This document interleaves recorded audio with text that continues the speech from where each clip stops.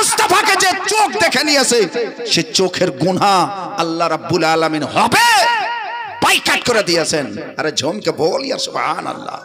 যে শরীর নবী মুস্তাফাকে দেখে নিয়েছে, তার চিন্তা ধারা নবী মুস্তাফার সুন্নাত মোতাবেক হয়ে গেছে, সেই সাহাবীকে বিদাতি বলা চলবে না, সেই সাহাবীকে জাহান্নামী বলা চলবে না।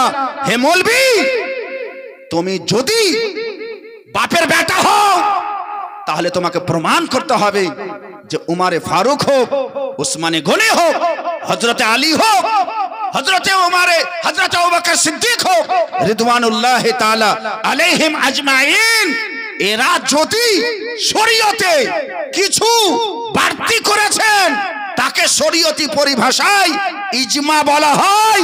যারা ঝুমকে বলো সুবহানাল্লাহ, তাকে ইজমা বলা হয়।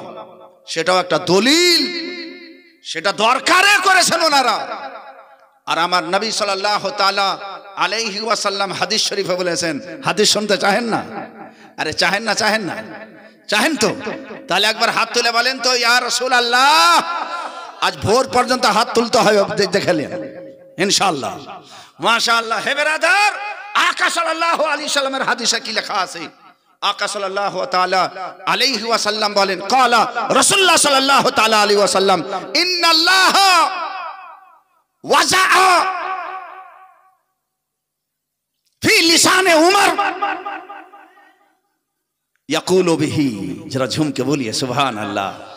আল্লাহ রাব্বুল আলামিন যেটা কথা উমারের জুবানে দেন সেই কথাটাই উমর বলেন।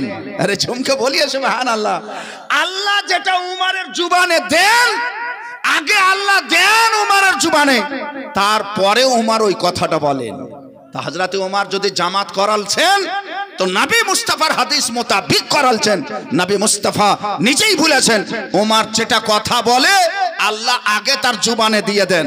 হে বেরাদার, তাহলে উমারে ফারুক রাদিয়াল্লাহু তাআলা আনহুর যেটা চিন্তা, যেটা ভাবনা, মানুষ একসঙ্গে জামাত করবে, মানুষ একসঙ্গে তাসবিহ পড়বে, মানুষ একসঙ্গে গোটা কোরআন শুনবে, কত ভালো লাগছিল। আমরা 3 দিন পড়েছিলাম, এখনো যদি হয় তো কত ভালো লাগবে।